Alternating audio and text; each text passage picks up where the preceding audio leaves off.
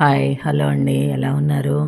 నేనైతే మీకు ఇక్కడ ఒక మంచి కాంబినేషన్ వంటలు అయితే చూపెట్టబోతున్నాను. రెండు చాలా బాగుంటాయి. అవి ఏంటి అంటే కంది పచ్చడి చేస్తున్నాను, దాంతోపాటుగా వంకాయ పచ్చి పులుసు అనమాట. చాలా చాలా బాగుంటుంది. అయితే అవి ఎలా చేసుకోవాలి ఏంటి అన్నది అయితే నేను చూపెడుతున్నాను.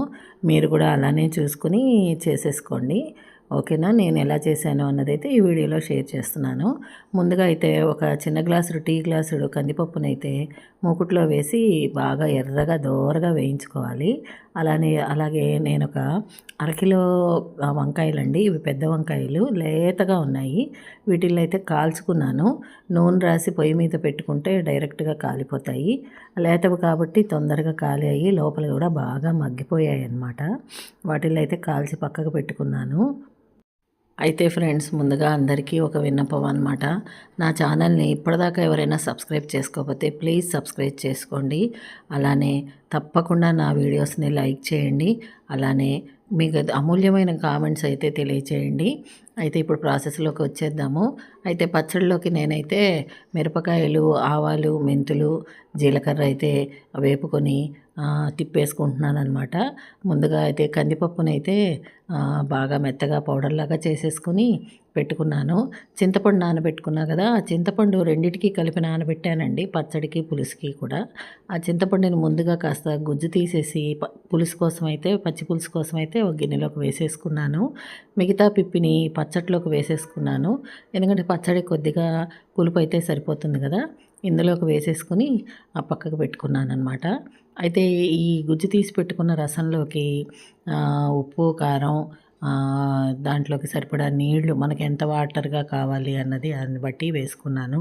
అలానే ఒక చిన్న బెల్లం గడ్డ కూడా వేసుకున్నానండి. ఇలా వేసుకొని పక్కకు పెట్టుకోవడం వల్ల ఏమవుతుంది అంటే బెల్లం కూడా కరిగిపోతుంది. మనకు ఈ పచ్చి పులుసుకి ఎంత కావాలి అన్న క్వాంటిటీని బట్టి మనము పులుపు, కారం, ఉప్పు అవన్నీ కూడా అడ్జస్ట్ చేసుకోవచ్చు. అలానే చేసి వీటిని కూడా బాగా కలిపి పక్కకు పెట్టేసుకున్నాను అనమాట. పక్కకు పెట్టేసుకున్నాను. మాకైతే కొంచెం కారంగా, పుల్లగా, తీయగా చాలా ఇష్టమండి. అందుకే వాటికి తగ్గట్టుగా కారము, పులుపు అవన్నీ కూడా వేసుకున్నానమాట. బెల్లం గడ్డ కూడా ఈ మాత్రం వేసుకున్నాను. వేసుకుని బాగా కలిపేసి అయితే పక్కకు పెట్టేసుకున్నానండి.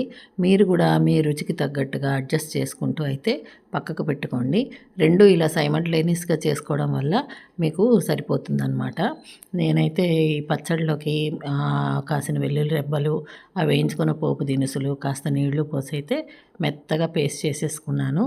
ఉప్పు, కారం అవన్నీ కూడా వేసుకున్నా కదా. కారానికి బదులుగా మిరపకాయలు అవి, పచ్చిమిరపకాయలు అవి వేసుకున్నా కదా, పచ్చట్లోకి అయితే అవి సరిపోతాయి అన్నమాట. వీటిని చక్కగా పేస్ట్ చేసి పక్కకు పెట్టేసుకున్నాను అనమాట. అయితే ఇప్పుడు తాలింపు ఒకటి పెట్టుకోవాలి. తాలింపు కంటే ముందుగా కూడా మనం ఈ వంకాయల్ని తొక్క తీసేసి చక్కగా గుజ్జులాగా చేసేసుకుందాము. ఇప్పుడు ఈ కాల్చిన వంకాయలు ఉన్నాయి కదా, వాటిల్ని చెయ్యి తడి చేసుకుంటూ చక్కగా పైన తొక్క అయితే తీసేయాలి. లేతగా ఉన్న వంకాయలు కాబట్టి తొందరగా ఈజీగా వచ్చేస్తుంది. లోపల కూడా చక్కగా ఉడికిపోయి ఉంటుంది అనమాట వంకాయ. పొయ్యి మీద పెడితే ఏంటండి 4 వంకాయలు 10 నిమిషాల్లో అయితే చక్కగా కాలిపోతాయి అన్నమాట. నేనైతే ఇలాగ తడి చేసుకుంటూ మధ్యలో వంకాయల తొక్క అయితే తీసేసుకున్నాను. తీసేసుకుని లోపల వాటిల్ని పురుగు అవి ఏమన్నా ఉన్నాయేమో అని చూసుకోవాలి. మనం కాయ కింద కోస్తాం కదా, కాల్చుతాం కదా, మధ్యలో పురుగు అట్లాంటివి ఏమన్నా ఉంటాయేమో, పుచ్చులు ఉంటాయేమో అని చెక్ చేసుకోవాలి. వీటిల్లో అయితే ఏమీ లేదు. చెప్పే కదా, లేత వంకాయలు, అంత నవనవలాడుతున్న వంకాయలు అనమాట. చాలా బాగున్నాయి. అయితే ఈ తీసేసుకున్న గుజ్జునైతే దాంట్లో మన చింతపండు రసంలో అయితే వేసి పెట్టేసుకుంటున్నాను. అలానే 4 వంకాయల్ని కూడా అలానే తీసేసాను అనమాట. ఈ 4 కాయల్లో కూడా పుచ్చులైతే లేవండి. ఒక్క దాంట్లో మాత్రం కొంచెం ఏదో నల్లగా కనిపించింది. దాన్ని కూడా తీసేసాను. చూడండి. అయితే ఇలాగా చేయి తడి చేసుకోవడం వల్ల ఏమవుతుందంటే మన చేతికి అంటుకున్న ఈ పెచ్చు మసి అది ఉంటుంది కదా, అదంతా పోతుందన్నమాట. దాన్ని చేయి తడుపుకుంటూ చక్కగా తీసేసుకోవాలి. లేత వంకాయలు కాబట్టి చక్కగా ఉంటుంది. రుచిగా కూడా చాలా బాగుంటుంది. నాకైతే చాలా బాగా వచ్చిందండి. ఇదిగోండి, ఇలాగైతే చక్కగా గుజ్జు తీసేసుకోవాలి. చక్కగా చెక్ చేసుకుంటూ మనం వంకాయలకున్న తొక్కంతా తీసేసుకుంటూ మెత్తగా దీన్ని తీసేసుకుంటే చక్కగా ఉంటుంది. వంకాయ పచ్చడికి కూడా మనం ఇలానే ట్రై చేయొచ్చు. అలానే బుర్జీ అంటారు కదా, దానికి కూడా మనం ఇలానే చేసుకోవచ్చు అనమాట. అయితే వంకాయకి 3 ఒలిచేసాను. ఇదిగోండి ఈ 4గో దానికైతే కొద్దిగా పుచ్చుందేమో అనిపించింది. దాన్నైతే రిమూవ్ చేసేసానండి. చేసేసి దాన్ని పక్కకు పెట్టేశాను. అందరూ నన్ను క్షమించాలి. నా గొంతైతే బాగుండట్లేదండి. కాస్త జీరగా వస్తోంది కదా! అయినా తప్పట్లేదు. వాయిస్ ఓవర్ ఇస్తున్నాను. ఒక మిరియాల పాలు రోజు తాగుతున్నానండి. అయినా సరే నా గొంతు జీరైతే పోవట్లేదు. అదిగోండి ఈ వంకాయ కూడా కంప్లీట్ అయిపోయింది. చక్కగా తొక్క తీసేసుకున్నాను. తీసేసుకొని దీని గుజ్జు కూడా తీసేసాననమాట. తీసేసి పక్కకు పెట్టేశాను.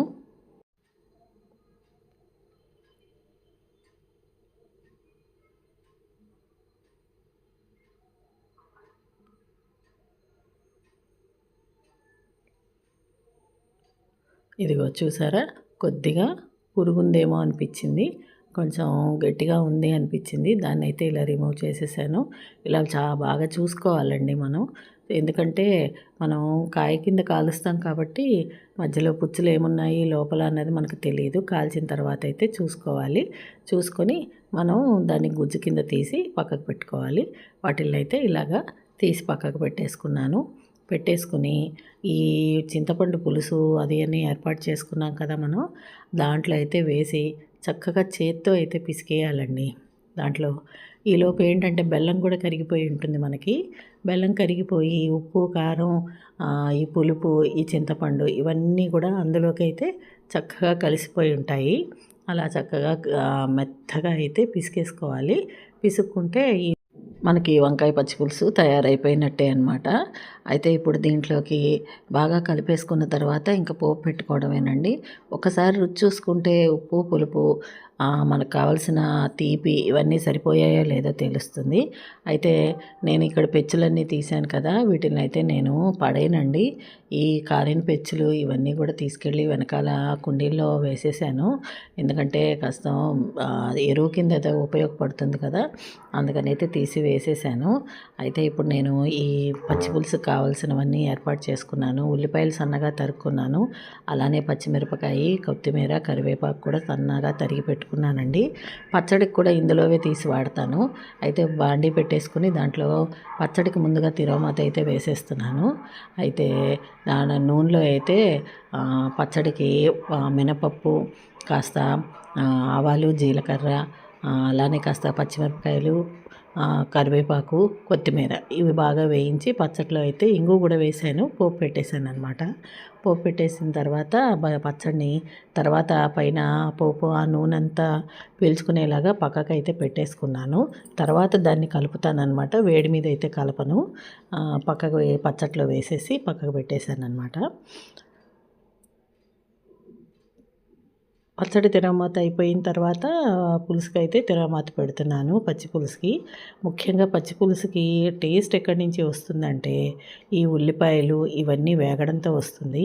పచ్చి పులుసుకు కూడా నేను కాసిన మెంతులు ఆవాలు జీలకర్ర మిరపకాయ అలానే బాగా ఇంగువ వేసాను. వేసి ఈ మిగిలిన ఉల్లిపాయలు పచ్చిమిరపకాయలు కరివేపాకు కొత్తిమీర ఉంది కదా, కొత్తిమీర ఎంత ఎక్కువ ఉంటే అంత బాగుంటుందండి. అలానే ఉల్లిపాయలు కూడా కచ్చా పచ్చాగా వేగిన తర్వాత చాలా బాగుంటాయి. పూర్తిగా వేగిపోక్కర్లేదండి.